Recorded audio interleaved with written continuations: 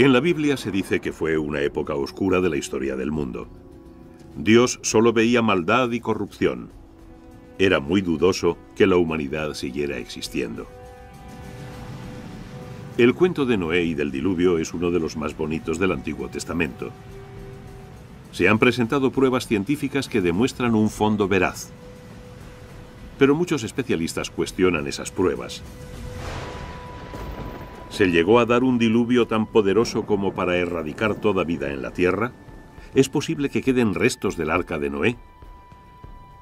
¿Qué importancia tiene el monte Ararat y por qué le interesa tanto a la CIA? ¿Nos acercará la tecnología de vanguardia a solucionar los misterios de Noé y su diluvio?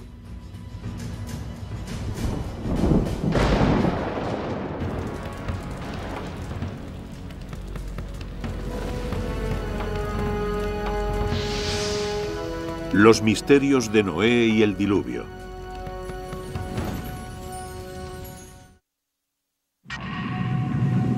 A lo largo de la historia de la humanidad han surgido numerosas historias sobre inundaciones cataclísmicas que se llevaban a la humanidad por delante.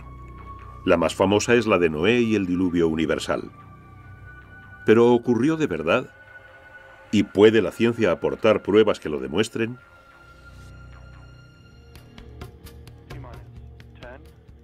T-10, 9, 8, 7, 6, 5, 4, 3, 2, 1. Ignición y despegue. Despegue de un cohete Boeing Delta II que transporta el globo digital QuickBird, el mayor satélite comercial de alta definición del mundo. Las asombrosas cualidades del QuickBird han sido requeridas para resolver un misterio de más de 2000 años. Parte de su misión consiste en sobrevolar el monte Ararat, en el noreste de Turquía, de quien muchos dicen que fue el lugar en que acabó el arca de Noé. Tercera fase. Confirmamos el giro en el vídeo.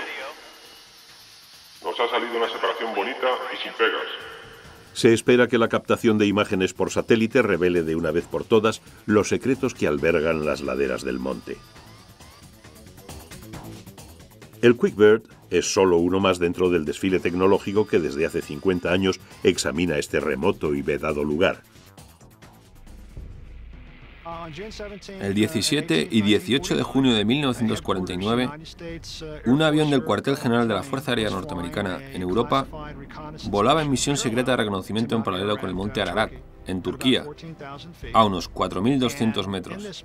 En el curso de esa misión captaron una enorme anomalía que sobresalía como saliendo del hielo. Es muy rectangular, muy ancha y presenta unos puntos negros simétricos. Hay puntos simétricos en esta anomalía, que muy bien pudieran ser cuevas o algo más interesante. Las fotos de 1949 se tomaron al principio de la Guerra Fría. Aunque su intención era localizar posiciones militares soviéticas, la cámara del B-29 captó inesperadamente una gigantesca anomalía que sobresalía del casquete de hielo del monte Ararat a unos 4.700 metros. Hubo infinitos rumores por todo Washington sobre si la CIA estaba investigando el caso de la llamada anomalía del Ararat. En los siguientes 20 años se siguieron tomando fotos de la anomalía desde aviones y desde satélites. Todas se clasificaron alto secreto. Sin embargo, la CIA nunca ha reconocido oficialmente la existencia de tal anomalía. El monte Ararat está en el más remoto rincón oriental de Turquía, justo al lado de Azerbaiyán, Armenia e Irán. Desde el punto de vista geoestratégico, no es buen barrio. La antigua Unión Soviética queda a unos 18 kilómetros y tienes a Irán a 29 kilómetros. De modo que el monte Ararat ha sido una zona militar restringida en los últimos 50 años. El monte Ararat en sí mismo alcanza los 5.200 metros, por lo que es un pico muy impresionante, muy ancho. En términos de volumen, puede que sea una de las montañas más grandes de la Tierra. Dada la altitud de la montaña, se producen todo tipo de variaciones climáticas según se asciende. Está recubierta de nieve la mayor parte del año, a veces con numerosas capas de hielo. Al pasar los años, se van formando capas de hielo una sobre otra, de modo que buena parte del hielo está formado por capas de hielo que se han ido depositando. Observarán que hay muchas nubes en esa zona. Es una característica bastante permanente. El clima del monte Ararat es muy difícil de determinar y ha sido otra de las características que han impedido que expediciones a gran escala visitaran la zona. A pesar de las brutales condiciones, algunos han arriesgado sus vidas por saber qué había en la montaña. En el 275 a.C., el historiador Berosus declaró que había un barco en la cima del Ararat. Incluso en el siglo XIII, el muy viajado Marco Polo afirmó que había visto el arca de Noé allí mismo. Muchos otros siguieron sus pasos. ¿Por qué se pone la gente a buscar algo? Quiero decir, ¿por qué limitarnos al arca? También hay gente que busca el grial. Hay quienes buscan la Vera Cruz. A la gente le encanta tener algo tangible en lo que puedan poner la mano. Si se pueden encontrar piezas del barco y se pudiera estar razonablemente seguro de ellas en Turquía o en el monte Ararat, estaría demostrado más allá de toda duda razonable que la historia ocurrió. Entonces reflejaría adecuadamente la palabra de Dios. Si pudiéramos apuntar exactamente dónde se encuentra el arca, entonces sabríamos con seguridad que el texto bíblico es un auténtico texto histórico. El primer buscador moderno del arca fue un profesor alemán, el doctor Friedrich Parrot. En 1829 visitó el monasterio de Smyatzin, al pie del monte Ararat. Declaró que los frailes le habían enseñado maderas, manuscritos y objetos originarios del arca de Noé. Su libro impulsó a muchos otros a realizar el duro viaje a la montaña para ver lo que allí había. En 1955, el industrial francés Fernand Navarra, acompañado por su hijo, escaló la ladera noroeste del monte Ararat en busca del arca. Entraron por una falla del glaciar y descubrieron un trozo de madera de 1,5 metros. No se trataba de un tronco, sino de un trozo obviamente cortado con una herramienta. La película de Navarra y su libro El arca de Noé, Yo lo toqué, provocaron una sensación internacional. Pero el descubrimiento se había realizado a más de 300 metros por debajo de la anomalía del Ararat. Y cuando se realizó la datación por carbono, se llegó a la conclusión de que era de los siglos IV o V a.C., es decir, demasiado reciente para venir del diluvio. La llamada de Dios también ha hecho subir a muchos otros por la helada ladera del Ararat. Mi amigo James Irwin fue el piloto del módulo lunar del Apolo 15. Caminó sobre la Luna y allí recogió muestras. Mientras paseaba por la Luna, se fijó en una piedra especialmente brillante y blanca. Mira eso, a que no sabéis lo que acabamos de encontrar. Creo que hemos encontrado lo que venimos a buscar. Una piedra, sí señor. Se acercó y enseguida comprendió que esa piedra iba a tener mucha importancia. De hecho, los geólogos la llamaron más tarde Piedra de la Génesis, porque era muy importante. Nos informaba sobre la génesis de la Luna. Jim Irwin me dijo más tarde, te lo juro por Dios, sentí como si alguien, y naturalmente, ¿quién podía ser sino Dios?, me tocara en el hombro y me dijera, mira eso. De modo que se obsesionó con la idea de que la inspiración divina le había hecho fijarse en esa roca y traerla de vuelta. Irwin, que siempre había sido hombre religioso, se hizo aún más devoto cuando volvió a la tierra. Sintió la inspiración de escalar el Ararat para buscar el arca de Noé. Me dijo, subí y no pude escalar ni por allí ni por allá, pero juro por Dios que vi una gran extensión, como sobrelevada en el centro y con costillas alrededor, como si se hubiera cogido en esa gran barca y se le hubiese dado la vuelta y la hubiesen dejado allí en donde dejó marcas. Hizo un segundo viaje para tratar de alcanzar esa zona, pero desgraciadamente se cayó en ese segundo intento y al final murió de sus heridas. De modo que hay gente que cree firmemente en esa idea. Él fue uno de los que tuvieron que ir para demostrarlo. y le costó la vida.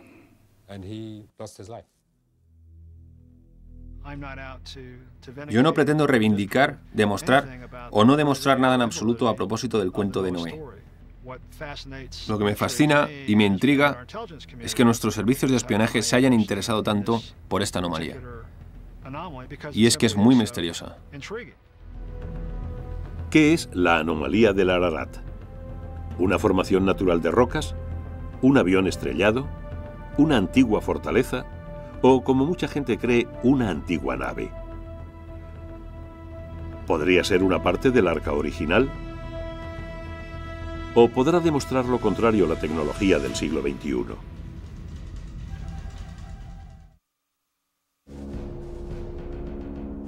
En 1949, durante un vuelo de reconocimiento secreto, un avión espía norteamericano fotografió accidentalmente un extraño objeto en la helada cima del monte Ararat.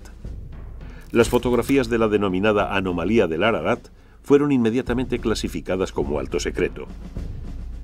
Durante años, el profesor de Derecho Porcher Taylor ha luchado para que se hicieran públicas. Cuando yo era cadete en la Academia Militar de West Point, circuló por los pasillos un informe no oficial, supuestamente de la CIA, según el cual uno de nuestros pájaros estratosféricos había hecho un vuelo de reconocimiento por el corredor turco-soviético. Y lo que vieron eran como 3 planchas curvadas o estructuras que sobresalían unos 10 metros de la nieve y que parecían formar, o al intérprete fotográfico le pareció que formaban, la proa de un barco. Este informe, mucho más basado en rumores que en hechos, disparó una larga y ardua investigación para descubrir la auténtica naturaleza de la anomalía del Ararat. Mis conversaciones, tanto oficiales como no oficiales, con miembros del espionaje fueron muy fascinantes, muy sinceras y muy intrigantes.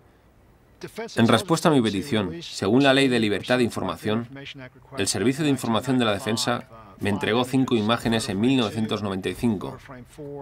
Las fotos 2, 4, 5, 6 y 23 de aquella misión en concreto. El Dr. Farouk es uno de los más eminentes geólogos del mundo. Trabaja en la Universidad de Boston y dirige el muy prestigioso Centro de Sensores Remotos. Tuvo la amabilidad de unirse a mi proyecto cuando le pedí concretamente que actuara como analista de imágenes independiente y racional. Las fotos de la Fuerza Aérea eran cualquier cosa menos claras. Se tomaron a distancia y oblicuamente desde un ángulo. Y la resolución cambia totalmente de cuando miras algo que está cerca del avión a cuando lo miras desde muy lejos. Así que no había nada consistente en esas imágenes. Había una tomada desde un lado, otra desde otro, pero no se tomaron al mismo tiempo, con el sol en el mismo sitio, y ni siquiera sabemos qué día o a qué hora se tomaron. De modo que no se podía deducir nada de las sombras y eran totalmente insostenibles, por decirlo así. Dado que era imposible llegar a alguna conclusión con las fotos de 1949, se encargó a Space Imaging, una empresa radicada en Denver, que fotografiara la anomalía del Ararat desde su satélite Iconos, el primer satélite comercial de alta resolución, 1 metro, del mundo. Con este tipo de resolución, aeropuertos, edificios de viviendas e incluso las pirámides pueden verse claramente. Las imágenes de satélite te permiten mirar grandes extensiones de terreno al mismo tiempo y tratar de comprender su naturaleza espacial, la relación espacial entre esos objetos. También te permite diseminar los resultados, distribuir las imágenes a un montón de gente, de modo que muchos ojos se fijen en ellas. Muchos investigadores diferentes pueden dar su opinión, mientras que las expediciones tienden a centrarse en 1 o 2 individuos. Hasta que se lanzó el Iconos, ningún satélite tenía la capacidad de captar el punto concreto del monte Ararat. Pero en octubre de 1999 y de nuevo en agosto y septiembre de 2000, Iconos tomó varias imágenes de la anomalía del Ararat. El área en la que nos vamos a concentrar principalmente es esta de aquí, y vamos a fijarnos concretamente en este detalle al que llamamos el pico del pájaro.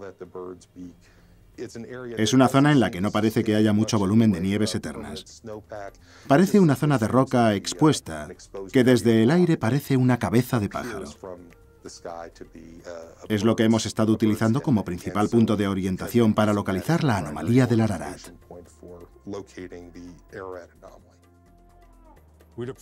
Primero observamos la imagen terrestre que cubre toda la región, de modo que podemos ver la topografía y su relación con el ángulo de incidencia del Sol y, por tanto, con las sombras. Eso es importante. Mucha gente no lo tomaría en consideración, pero es muy importante. Empecé a investigar el Ararat y cómo caían las sombras en las diferentes cornisas. Estamos mirando a una cresta volcánica. La anomalía y dos zonas en las que hay marcas representadas por un entorno de terrazas nevadas y en esta zona una corona de nieve. De modo que lo que estamos viendo es una anomalía. En otras palabras, algo de lo que no sabemos nada en esa zona. Y se ha sugerido que todo esto es fruto de la mano del hombre. Porque sabemos qué día y a qué hora se tomaron, podemos medir y calcular, si tenemos el ángulo de incidencia del Sol, la longitud de la sombra. Nos resultó muy fácil mirar estas imágenes de satélite e interpretarlas en tanto que geólogos. Puede ser una simple sombra, puede ser algo, puede ser roca desnuda o algo que está encima de la nieve. Pero debo decir que esta última posibilidad es muy improbable. Cualquier cosa que se haya posado sobre la cresta o que se haya construido sobre la cresta debería de estar cubierta desde hace tiempo por la nieve que ha caído después. De modo que todo lo que busquemos por aquí tiene que estar bajo la nieve, no encima de la nieve.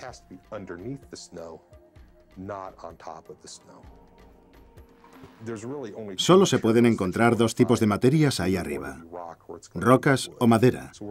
Si miramos estas puntas de aquí y las insertamos en el contexto del Arca de Noé, podríamos decir que se trata de mástiles, es decir, elementos del barco que se han roto.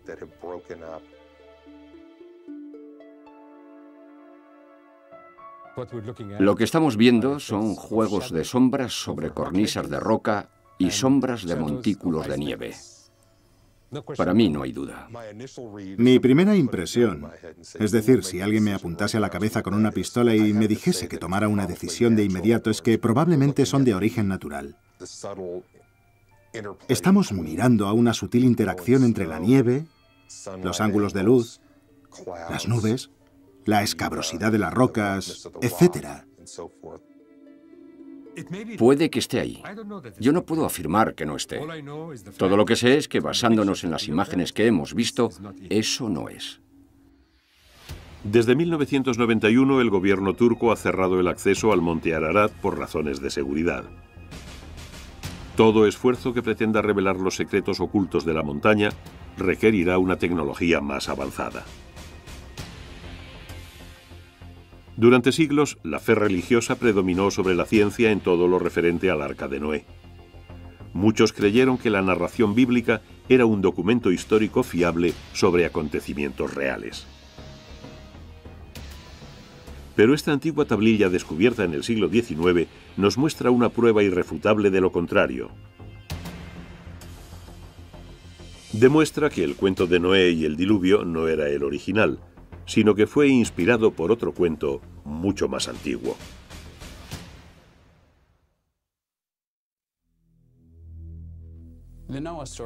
El cuento de Noé contiene todos los elementos principales del folclore: una amenaza contra la humanidad, el sentido de la precariedad de la vida, peligro y la posibilidad de relacionarse con lo numérico, es decir, con lo divino. Este cuento bíblico sobre el mal, el castigo, la supervivencia y el renacimiento se ha convertido en un elemento esencial de la historia sagrada de la civilización occidental. Los que consideran que se trata de una verdad literal creen que se trata de un informe sobre cómo toda vida estuvo a punto de desaparecer de la faz de la Tierra. El cuento de Noé es intenso pero corto. Solo ocupa los capítulos 6 a 9 del libro del Génesis. Este Dios bíblico tan particular toma la decisión de hacer algo con la humanidad, porque ésta se inclina hacia el mal. Y si nos queda alguna duda al respecto, basta con leerse el capítulo 8. Es la continuación inmediata de otros dos cuentos igualmente famosos. El primero, la historia de Adán y Eva en el paraíso y de sus hijos, Caín y Abel. Y por supuesto del fratricidio que comete Caín matando a Abel. Hay algo malo, algo profundamente perverso en la naturaleza humana. ¿Cuáles son las consecuencias de ello y cómo eliminarlo? La Biblia insiste mucho en que esa divinidad no es arbitraria. No es que decida matar a la gente y destruir el medio ambiente porque se levante un día con el pie izquierdo o por mero sadismo. Las historias bíblicas se esfuerzan mucho por demostrar que Dios fue provocado. Y decide salvar a lo que podríamos considerar lo mejorcito de una mala tropa. Noé resulta ser un buen tipo para ser humano. Ya me entiende. Entonces le dice a Noé que construya el arca. A lo largo del tiempo, infinitos artistas han intentado plasmar la impresionante nave de Noé. Quizá la visualización más vívida sea la de un alemán llamado Kircher. Sus dibujos, realizados en 1675, son tan detallados, tan concretos, que es como si hubiera estado allí para presenciar la botadura. En cuanto el arca se terminó, Noé introdujo en ella una pareja de cada especie. Lo que está en juego es la vida humana y la vida de los animales, y el objeto que va a mantenerlas es, por supuesto, una barca. Ahí están los dos motivos principales, el barco y el conjunto de la vida. Es un momento dramático, porque la humanidad pende de un hilo. ¿Sobrevivirá la humanidad o morirá? Al principio del diluvio, se abren las puertas del cielo y las aguas empiezan a caer. Esta es una poderosa imagen que deja atrás lo abstracto del asunto para darte una sensación de horror.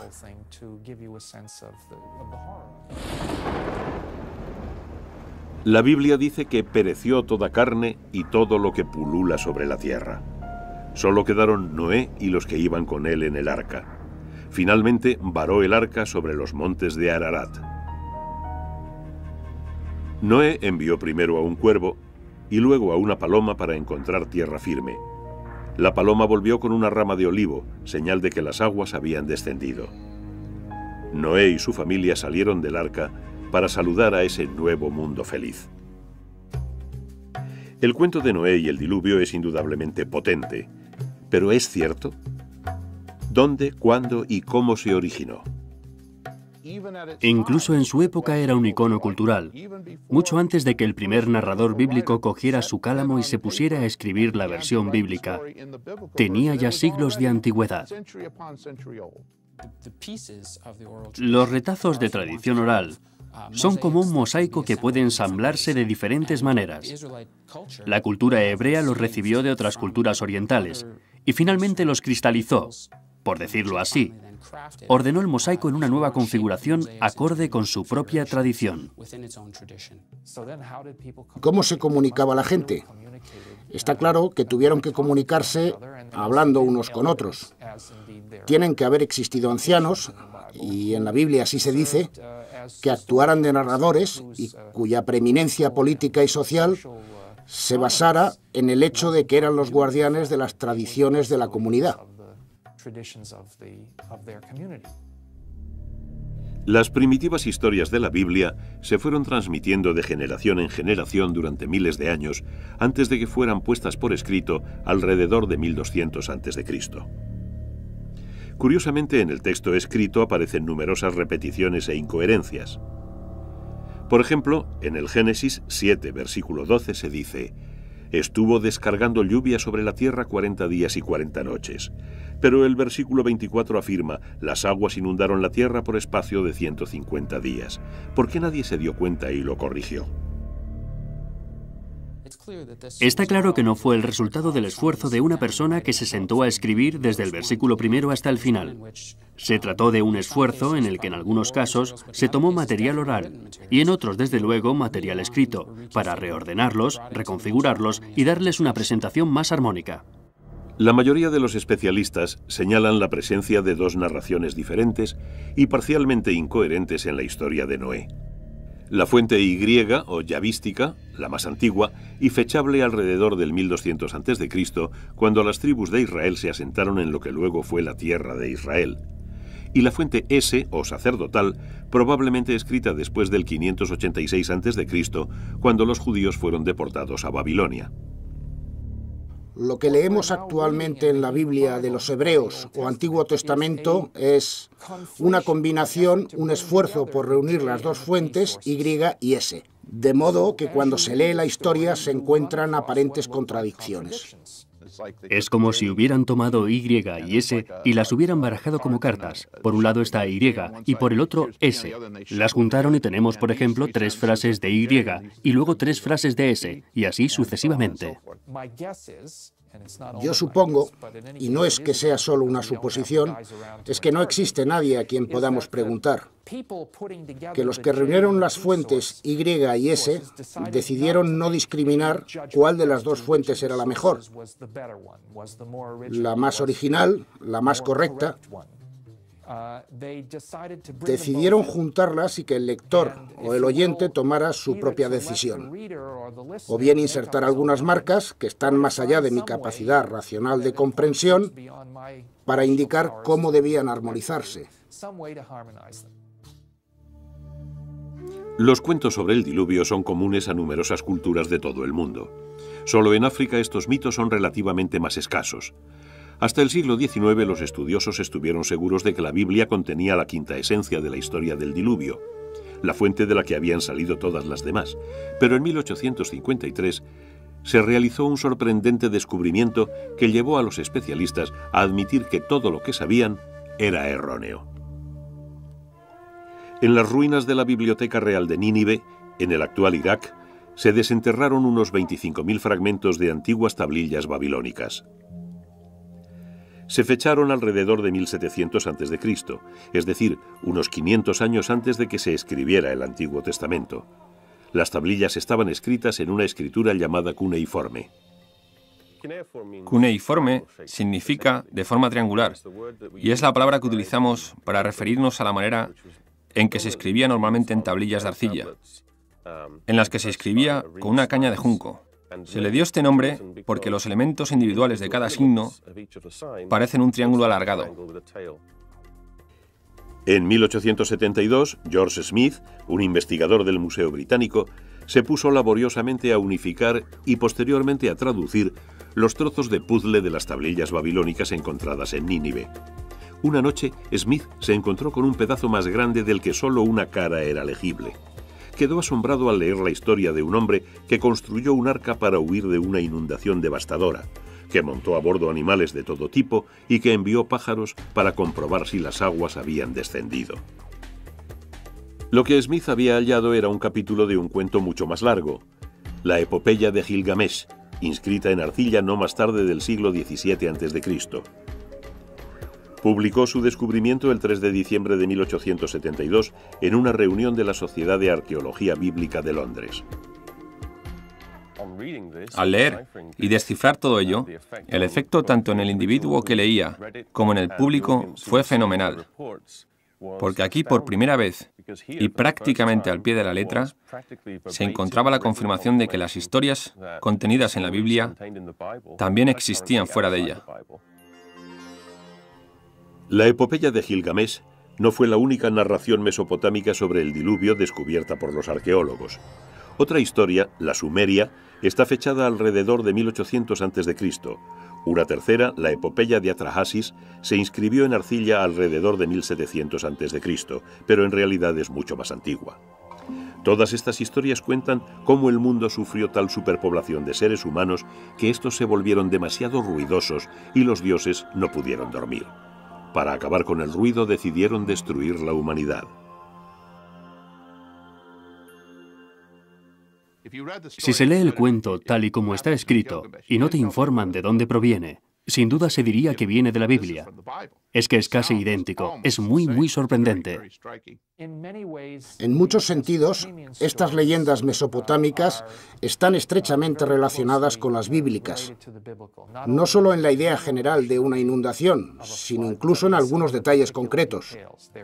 Está la figura de Noé, que reúne a su familia y se sube a un arca, permanece en el arca durante un tiempo mientras el resto del mundo humano, se ahoga y el arca queda varada en una montaña. Hay algunos asombrosos puntos de contacto entre las dos que indican que no pudieron darse accidentalmente. Dependen de una fuente común o de una tercera tradición que ha pasado a ambas. Los parecidos son tan estrechos en términos de estructura general, de estructura episódica. Por ejemplo, el hecho de mandar pájaros para buscar tierra firme. Esto sucede en el relato bíblico y en el cuneiforme. Me resulta imposible concebir una situación en la que estos dos cuentos surgieran de manera independiente. Claro que esto plantea un par de preguntas adicionales. ¿Cuál fue el primero, el mesopotámico o el bíblico? Lo que está muy claro a propósito de las historias mesopotámicas, en particular la de Atrahasis, es que dos de sus versiones pueden fecharse muy precisamente, o con una precisión relativa a principios del segundo milenio antes de Cristo, de modo que no hay duda de que la tradición literaria mesopotámica que incluye estos dos relatos del diluvio es muy anterior a la hebrea.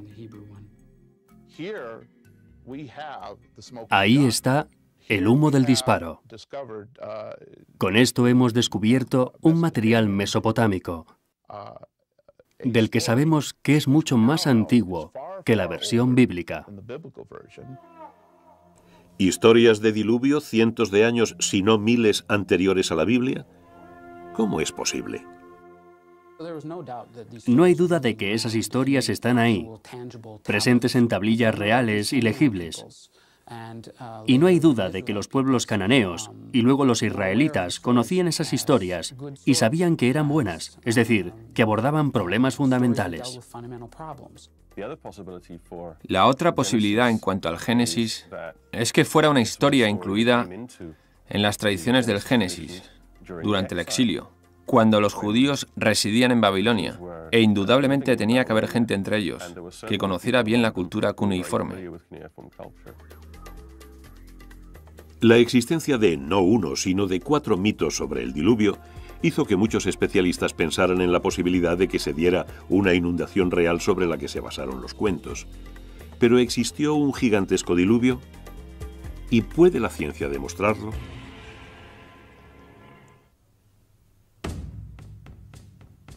Durante siglos, muchísima gente ha tratado de hallar el eslabón perdido entre la Biblia y la historia. Algunos se concentraron en demostrar que existió el arca. Otros creyeron que lo mejor era encontrar la prueba de que se dio una inundación global. Entre ellos, Sir Leonard Bully, hijo de un pastor inglés y destinado a seguir sus pasos. En 1922 empezó a excavar en la antigua ciudad de Ur, antigua capital de Mesopotamia, situada actualmente en un rincón perdido de Irak. En 1929, Bully realizó un hallazgo inesperado.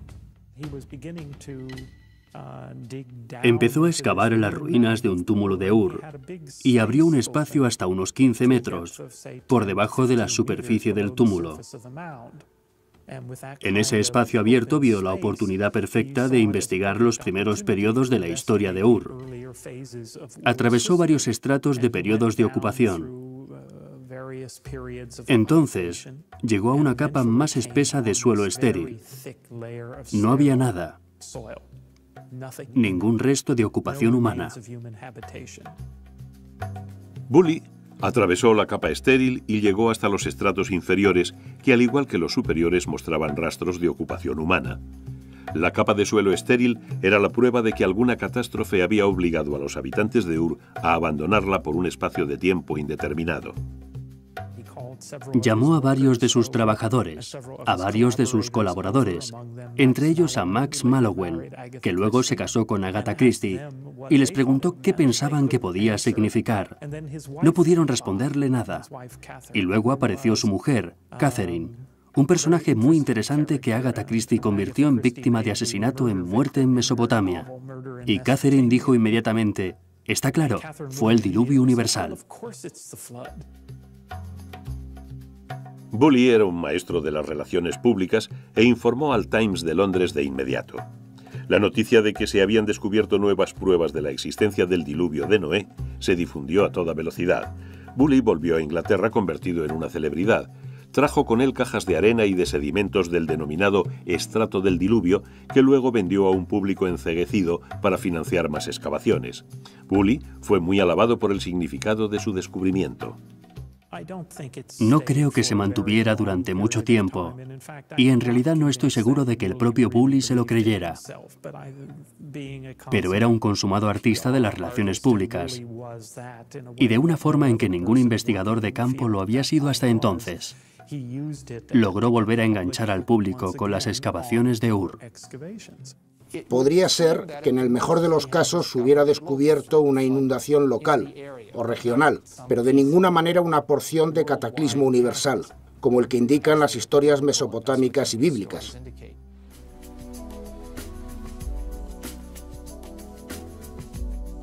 En 1997 se publicó una nueva teoría que cambió por completo la visión que tenía la gente, la prensa y los profesionales del diluvio y de Noé.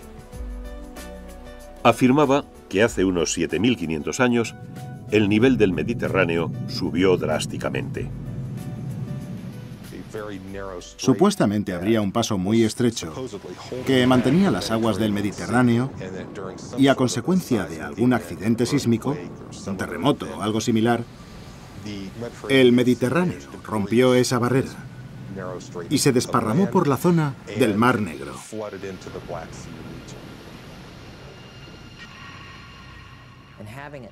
Al romperse, todo se derrumbó y el agua se desparramó por la zona derrumbada.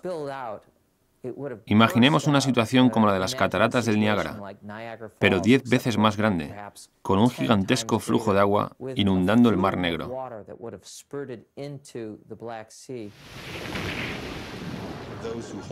Los defensores de esta teoría piensan que al ritmo en que el Mediterráneo inundó el Bósforo, el nivel del Mar Negro subiría unos 15 centímetros diarios.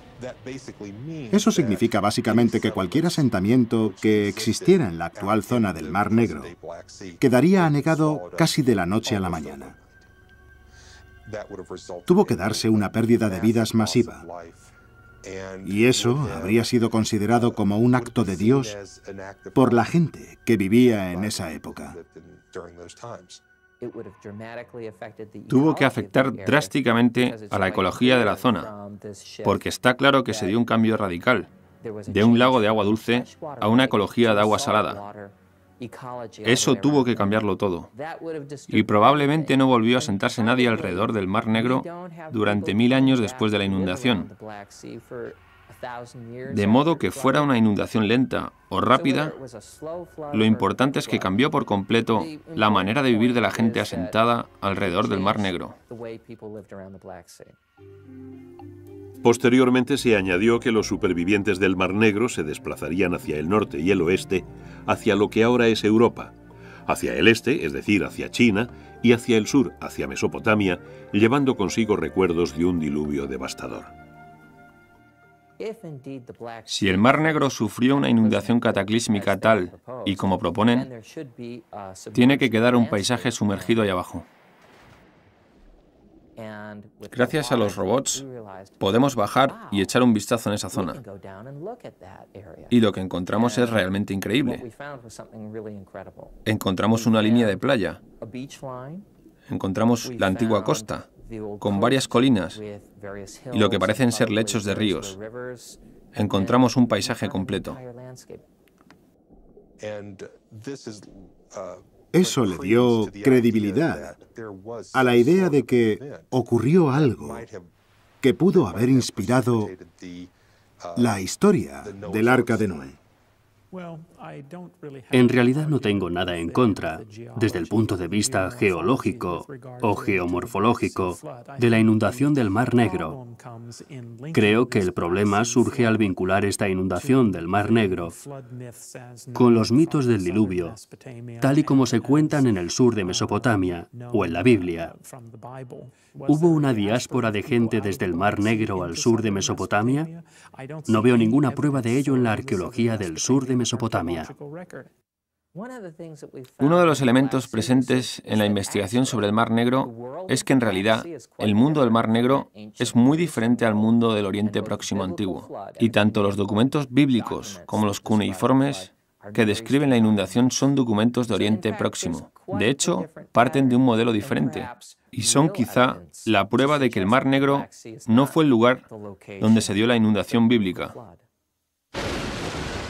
Durante miles de años, la gente creyó que el cuento de Noé y el diluvio universal eran al mismo tiempo producto de la inspiración divina y un hecho real.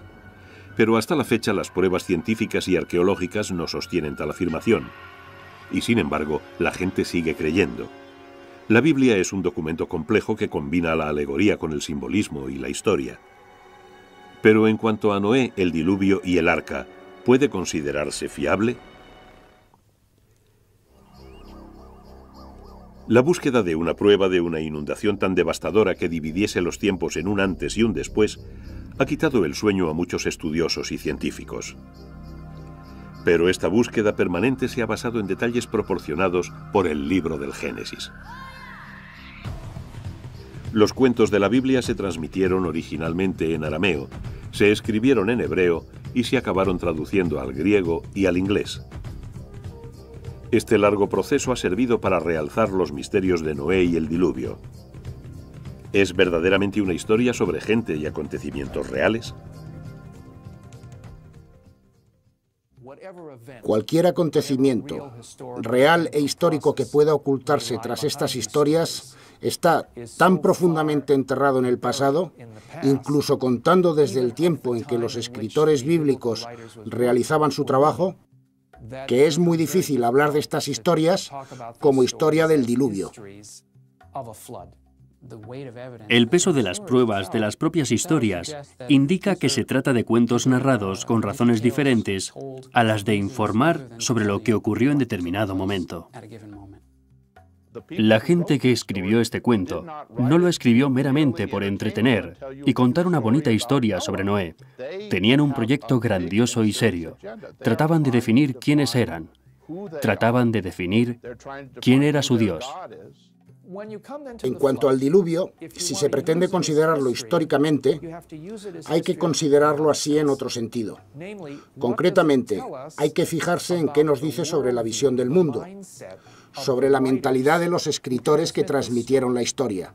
Es más, si usted prefiere, un texto sobre ellos mismos que sobre el diluvio. Hoy en día, la mayoría de los estudiosos concuerdan en que los autores de la Biblia hebrea trataban de realizar una afirmación teológica, que emplearon muy libremente las metáforas y el simbolismo y que no intentaban que sus datos sobre un diluvio universal fueran tomados como una verdad literal. La historia sobre la inundación de Noé no nos llega como un testimonio documental sobre un acontecimiento concreto. Es más bien una reflexión, aunque con gran cantidad de detalles, sobre el pasado, pero no por ello deja de ser una reflexión.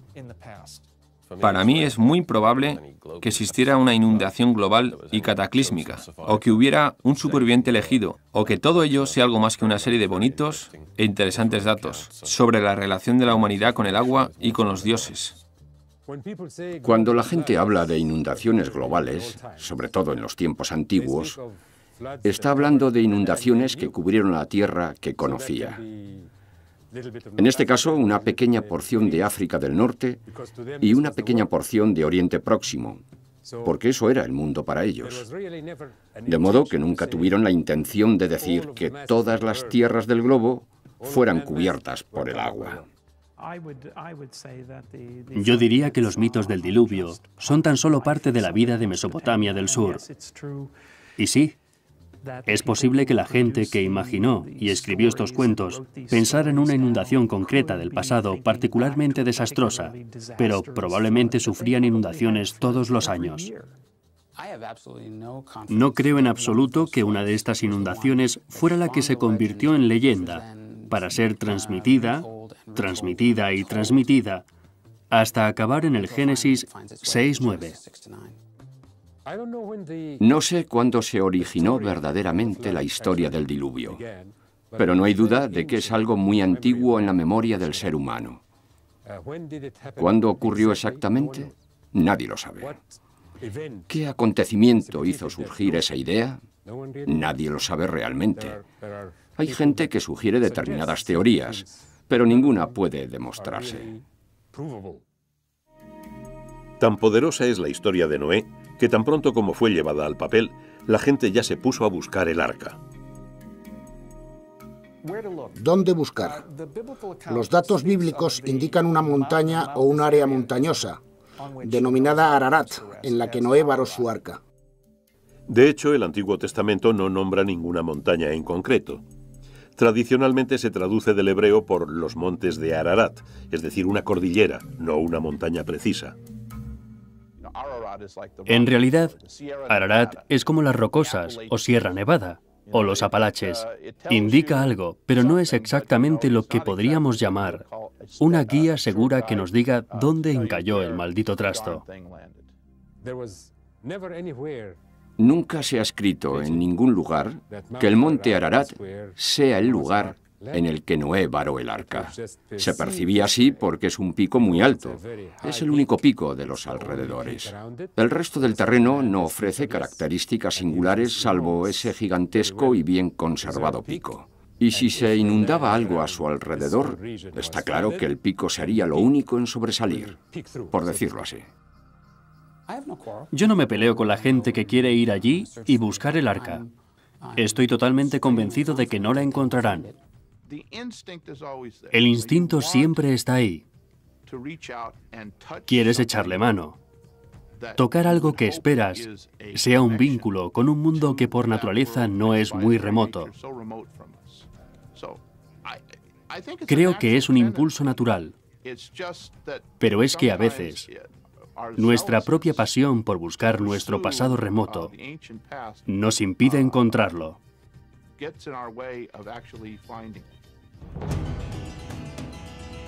Pero al cabo de numerosos milenios sigue sin existir una prueba definitiva de la existencia de una inundación global, ni de la localización, ni siquiera de la existencia del Arca de Noé. A pesar de su avanzada tecnología, las fotografías de la anomalía del Ararat, tomadas en 1999 por el ICONOS, no son concluyentes. Los especialistas que estudiaron las imágenes se encuentran divididos en cuanto a su auténtica naturaleza. Puede que algún día satélites como el QuickBird, con su asombrosa resolución de medio metro, revelen la verdad sobre la anomalía del Ararat. ¿Pero revelará algún día la historia de Noé y el diluvio todos sus secretos? Los estudios sobre Mesopotamia están en permanente estado de cambio. En cierta forma espero que siempre quede algún elemento misterioso. Eso es lo que nos hace seguir investigando. No creo que sea posible comprender totalmente, completamente, absolutamente nuestro entorno. Es el viaje lo que merece la pena, no tanto el resultado final. Esa búsqueda es parte de la exploración de la Tierra, de nuestro conocimiento del entorno, de nuestro país y nuestra región, y todo eso está muy bien, es estupendo. Esa es la belleza del misterio de esos cuentos. Siempre invitan al lector a plantearse nuevas preguntas a cada nueva generación. Tanto si crees en ello como si no, da exactamente igual, te afecta.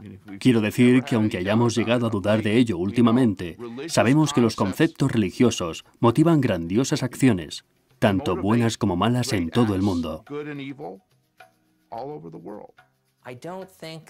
No creo que lleguemos a un punto en que podamos decir que lo sabemos absolutamente todo sobre el pasado. Siempre queda una pequeña puerta abierta a un nuevo descubrimiento.